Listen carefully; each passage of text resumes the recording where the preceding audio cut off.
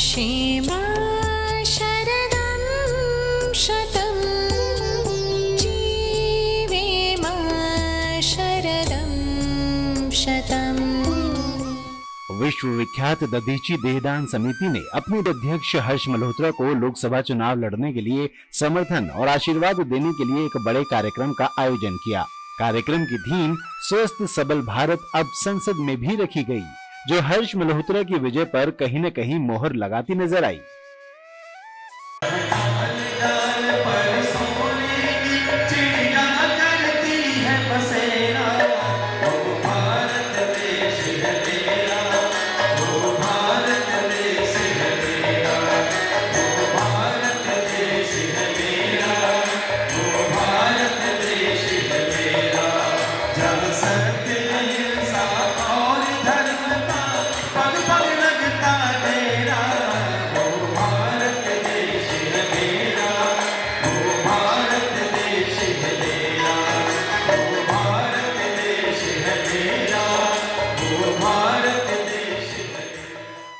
आयोजन में विश्व हिंदू परिषद के राष्ट्रीय अध्यक्ष आलोक कुमार, श्रद्धेय श्री अजय भाई जी, दिल्ली बीजेपी के कोषाध्यक्ष सतीश गर्ग, गांधीनगर के विधायक अनिल वाजपेयी सहित कई प्रतिष्ठित और गणमान्य जन उपस्थित रहे और सभी कार्यक्रम की तारीफ के साथ पूर्वी दिल्ली से भाजपा प्रत्याशी हर्ष मल्होत्रा को समर्थन देते दिखे। संयोग ऐसा हुआ कि जिस समय टिकट दिल्ली की घोषित होने थे, एक दधीची देहदान समिति की बैठक थी। हम सोच रहे थे कि हर्ष नहीं आ पाएंगे, पर वो आए। शांत भाव से, एकाग्र मन से वो बैठक लेते रहे। बीच में फोन आया, लोकसभा के टिकट की घोषणा हो गई है। तो ये जो उनके मन का शांत भाव है और दधीची के प्रति का समर्पण है, ये हमको यह विश्वास दिलाता है कि अगर वे लोकसभा में पहुंच गए तो स्वस्थ और सबल भारत का हमारा जो स्वप्न है उसको पूरा करने के लिए एक मजबूत आधार मिलेगा। उनको शुभकामनाएं देने के लिए हमने आज की बैठक बुलाई है। वास्तव में हर्ष भाई इस क्षेत्र के मूल निवासी हैं, तो उनको क्षेत्र की समस्या का पता है। बाकी जब हम दधीची देहदान की बात करते हैं तो हर्ष मल्होत्रा जी उसके अध्यक्ष हैं। रात को हमारा खुद ऐसा अनुभव हुआ है कि कई बार जो जिनकी मृत्यु होती है उनके परिवार में देहदान करना चाहते हैं, तो मैंने भी जब फ़ोन किया तो 11-12 बजे वो उस स्थान पर पहुँचे हैं। वो देहदान कैसे किया जाए, डॉक्टर से मीटिंग कैसे की जाए, ऐसा उनका व्यक्तित्व है। दधीची देहदान समिति, मेरे पिताजी आदरणीय श्री मांगेराम जी गर्ग जुड़े रहे, पूरा परिवार जुड़ा है। पिताजी का भी शरीर देह त्यागने के बाद देहदान समिति के द्वारा हॉस्पिटल को दिया गया। आज वास्तव में अंगदान की और देहदान की समाज को बड़ी ज़रूरत है और निश्चित रूप से दधीची देहदान को ये मौका मिला कि आज उनका प्रतिनिधि जो कि अध्यक्ष है लंबे समय से, अगर आज संसद में पहुंचेगा तो खाली बीजेपी को या अन्य विषयों को फायदा नहीं होगा। एक बड़ा फायदा ये होगा कि जो ये लक्ष्य है कि अधिक से अधिक लोग देहदान करें, अधिक से अधिक लोग अंगदान करें, वो अंग फिर प्रत्यारोपित होकर लोगों के कल्याण में काम आए। तो ये एक आवाज़ देहदान समिति की, देहदान की, जो दधीची जी ने रास्ता दिखाया था और ये मार्गदर्शन फिर आलोक जी के द्वारा किया गया। अगर ये आवाज़ पहुँचेगी तो निश्चित रूप से संसद में इस आवाज़ के कारण से देश को एक बड़ा लाभ होने वाला है। क्या लगता है? हर्ष जी का सामाजिक जीवन 30 साल का है, जैसा मैं उन्हें जानती हूँ। तो समाज सेवा के कार्यों में लगे हैं और राजनीतिक जीवन भी है उनका, एक लंबा राजनीतिक जीवन है। बीजेपी में वो काफ़ी समय से हैं और अच्छे महत्वपूर्ण पदों पर भी रहे। जमीनी कार्यकर्ता हैं, पहले काम करते रहे, फिर उनको धीरे धीरे कुछ जिम्मेदारी मिली और अभी वो महामंत्री के पद पर थे। तो महामंत्री का पद एक बहुत महत्वपूर्ण और एक जिम्मेदारी का पद माना जाता है पार्टी में। तो उस पर उन्होंने एक अच्छा कार्य करके दिखाया होगा, कुछ अपनी योग्यता दिखाई होगी। तो उनको जब ये टिकट मिला तो हम लोगों को वास्तव में बहुत खुशी हुई कि दधीची देहदान समिति की आवाज भी अब संसद तक पहुंचेगी। एक बहुत ही कुशल राजनेता की तरह वो संगठन शिल्पी हैं। बीजेपी के अंदर विभिन्न पदों पे उन्होंने कार्य किया है संगठन में, लेकिन एक समाज में जो उनकी इज्जत है, एक समाज सेवी के रूप में, ऐसा समाज सेवी जब देश का प्रतिनिधित्व करेगा तो ये देश और समाज के लिए बहुत अच्छा होगा। मैं अपनी ओर से और अपने डॉक्टर समाज की तरफ से ये कह सकता हूँ कि डॉक्टर समाज इस बात से बहुत खुश है कि हरजी ऐसा व्यक्ति हम सबका प्रतिनिधित्व उसमें करेगा। और हमारे कम से कम यहाँ 5 से 6 हज़ार डॉक्टर्स की फैमिलीज हैं, जो हॉस्पिटल्स हैं, उन सब ने अपना पूरा सपोर्ट हर्ष मल्होत्रा जी के लिए प्रतिज्ञा ली है और वो सब ये देखेंगे कि हर्ष जी हमारी आवाज बन के संसद में जाएं।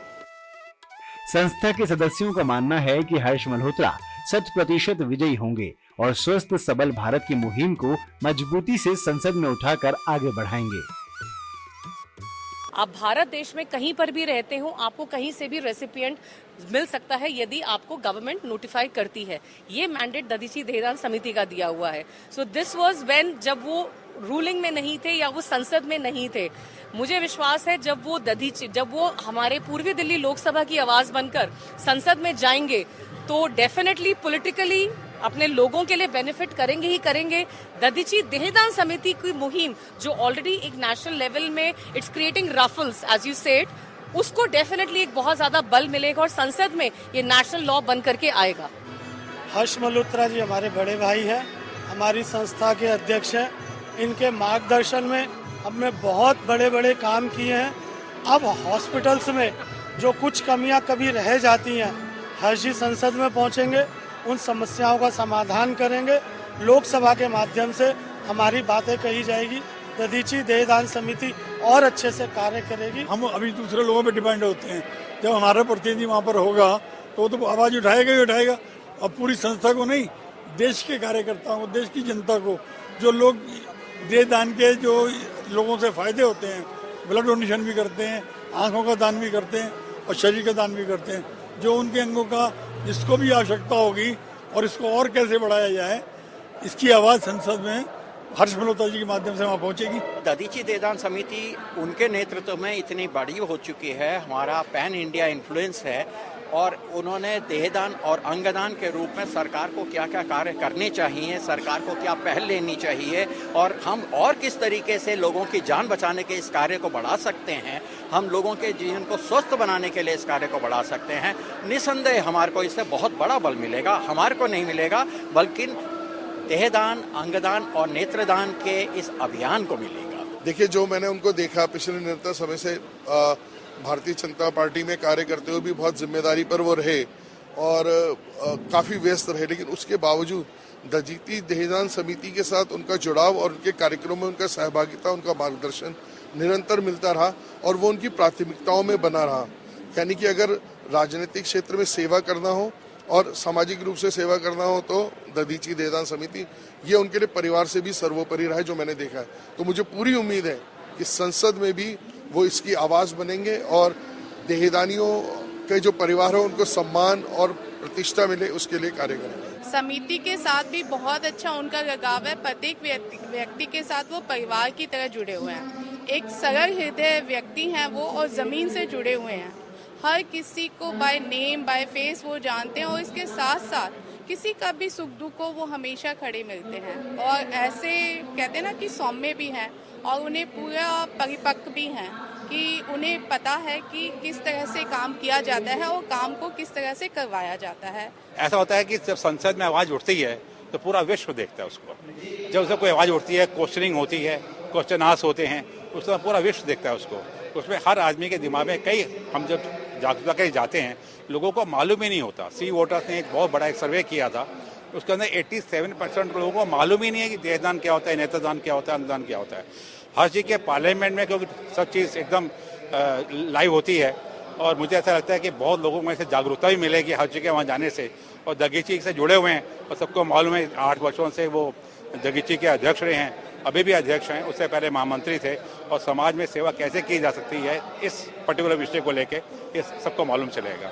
ये बड़ा विरला होता है कि एक सामाजिक कार्यकर्ता एक राजनीतिक काम भी कर रहा है है ना। सामान्यतः अगर राजनीतिक कार्यकर्ता सामाजिक काम करता है तो अच्छा नहीं समझा जाता, लेकिन एक सामाजिक कार्यकर्ता ने राजनीतिक चित्र भी उतना ही बड़ा है और उससे बड़ा सामाजिक चित्र है, तो समाज में बड़ी अच्छी उनकी पैठ है। सब लोग बहुत, जब मैं पूर्वी दिल्ली का ही कार्यकर्ता हूँ, मैं उत्तराखंड प्रकोष्ठ का अध्यक्ष हूँ भाजपा दिल्ली प्रदेश का, मेरा बहुत बड़ा समाज पूर्वी दिल्ली में रहता है और सब बड़े उत्साही है कि हमको एक अच्छा कार्यकर्ता, अगले कई दशकों तक हम सोच रहे हैं कि हरजी अगले 3-4 टर्म कम से कम वो हम उनको सांसद देखें, आगामी 20 साल तक वो सांसद रहे। ऐसी शुभकामनाओं के साथ मैं आपका धन्यवाद करता हूँ।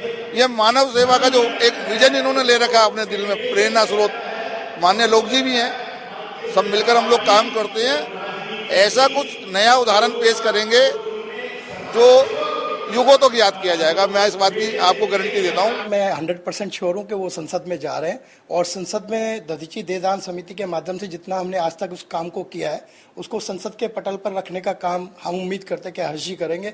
और इसको एक बहुत बड़ा काम मुझे लगता है कि जैसे मोदी जी ने अंगदान देदान के लिए लोगों को जागरूक किया, मुझे लगता है कि आइकॉन अगले हर्ष मल्होत्रा जी बनकर आएंगे इस काम को बढ़ाने के लिए। भी चुनाव में लगे हुए हैं तो 50% to 70% उनके साथ हमारा यूथ चल रहा है, तो जब भी वो संसद के रूप में आते हैं तो मेरे को पता है वो हमारे यूथ के लिए बहुत, भले वो एजुकेशन हो, हेल्थ हो या किसी भी टाइप का काम हो, वो हमारे यूथ के लिए करने वाले हैं।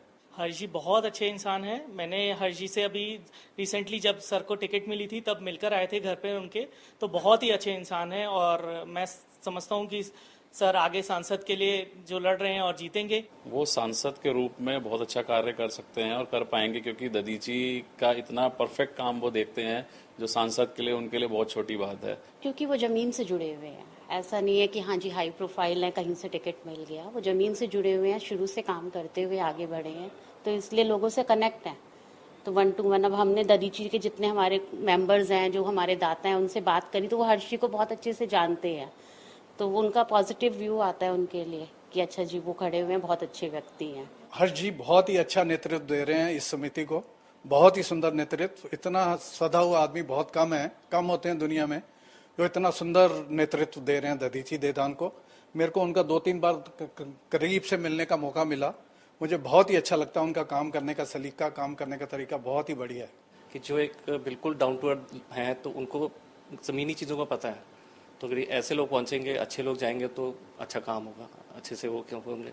तो मेरे गुड विशेस हैं इनको कि पहुंचेंगे। हर्ष जी की तो जैसे मुझे धीरे धीरे पता लगा, यार मैं ईमानदारी से बोला हूँ, इस जैसा ईमानदार आदमी यार मैं अब तक नहीं देखा यार। हो सकता है इनसे भी ज्यादा ईमानदार हूँ, लेकिन मेरे नॉलेज में अब तक का ईमानदार आदमी ही है। और अगर ये लिख कर दे रहा हूँ कि अगर ये संसद में जाएंगे तो चुपचाप नहीं बैठेंगे। जिस तरह से दधीची देदान समिति अपने अध्यक्ष हर्ष मल्होत्रा का समर्थन कर रही है, वो हर्ष मल्होत्रा के बड़े व्यक्तित्व को तो स्पष्ट करता ही है, साथ ही ये बताने के लिए भी काफी है कि जनता की उम्मीदों को पूरा करने का दमखम भी इनके पास है। सर, पिछले 20 साल से आप दधीची देदान समिति के साथ जुड़े हुए हैं, किस मंशा के साथ जुड़े थे और किस चीज ने आपको प्रेरित किया था? दधीची देदान समिति आलोक जी के सानिध्य में सब लोगों ने, हमने 10-12 दोस्तों ने मिलकर बनाई थी।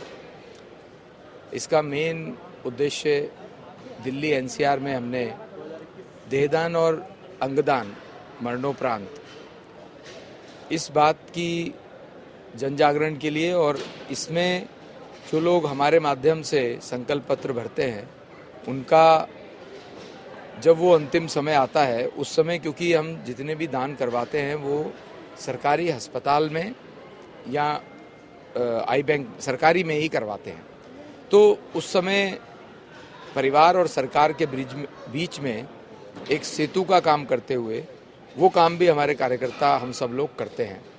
तो ये एक तरह से हमारे जीवन का अंग बन गया है। हम हर समय इसके बारे में सोचते हैं कि इस काम को कैसे आगे बढ़ाना है, और हमारे कम से कम दिल्ली के अंदर 200 से ज़्यादा स्वयंसेवक हैं, मैं मानता हूँ उसको, वॉलंटियर्स हैं जो इस काम को अपने जीवन का मिशन मान के करते हैं। बहुत सारे लोगों से हमने यहाँ पर बात करी, सभी का एक स्वर में यही कहना था कि अगर हर्ष मल्होत्रा संसद में पहुंचेंगे तो जो दधीची देदान समिति का जो एक स्लोगन है सबल भारत स्वस्थ भारत, इसको आगे बढ़ाया जाएगा। किस तरह से आप इस चीज की जो आवाज है आप संसद में रखने वाले हैं, कैसे आगे करेंगे? देखिए, जिस व्यक्ति की जो मन में होता है वो कहीं भी पहुंच जाए, संसद में जाए तो, मंदिर में जाए तो, विधानसभा में जाए तो, या किसी सभा में जाए तो भी आज महावीर जयंती है। और भगवान महावीर की शिक्षाओं में एक ये भी शिक्षा है कि आप किसी दूसरे व्यक्ति के लिए अनकंडीशनल कीजिए। तो ये देहदान अंगदान का काम भी ऐसा ही है। जनता की कृपा से, भगवान की कृपा से मैं संसद में जाऊंगा तो इस काम को और आगे बढ़ाने की कोशिश करूंगा ही। अजय भाई जी ने एक दायित्व आपको और दिया है, आपसे मांग किया है कि अगर आप संसद में पहुंचे तो जिस तरह से बाल दिवस मनता है उस तरह से दधीची दिवस भी मनना चाहिए। क्या आप इस और भी काम करेंगे? क्या इस चीज के लिए भी आवाज उठाएंगे?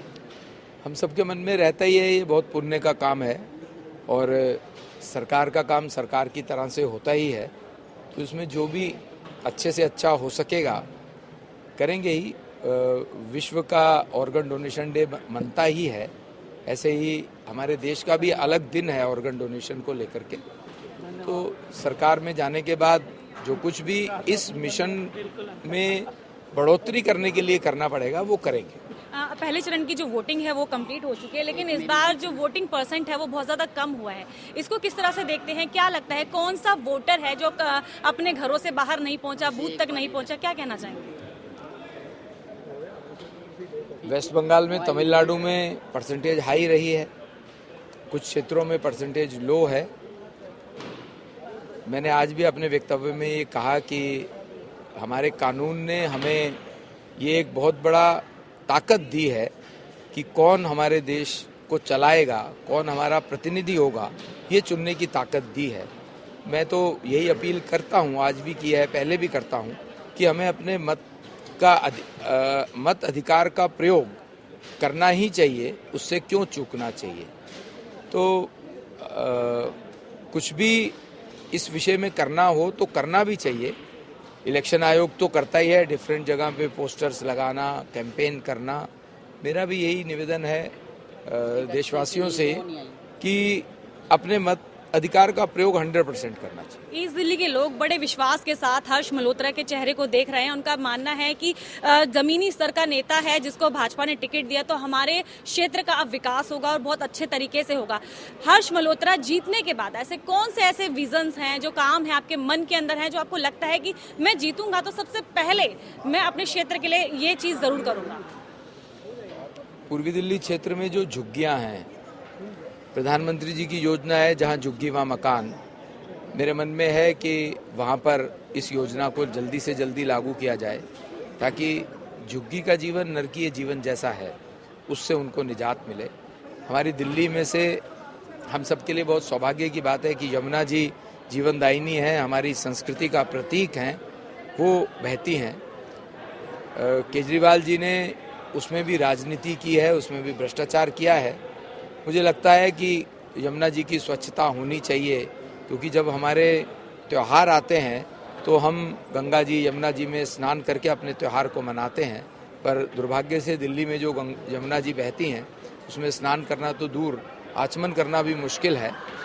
मेरे प्रायोरिटी में ये रहेगा कि यमुना जी को जल्द से जल्द साफ होना चाहिए और साबरमती फ्रंट की तरह यमुना जी का भी फ्रंट बनना चाहिए। डिम्पल भारद्वाज और दीपक कुमार के साथ क्विक न्यूज।